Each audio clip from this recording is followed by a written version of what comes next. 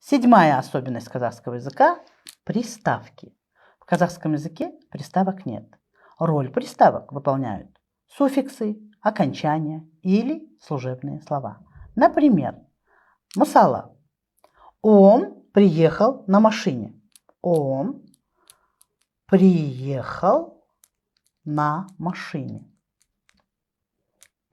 Приставка, да? Ол көлікпен келді. Көлікпен келді. Пен. Творительный падеж. Көмектес септік.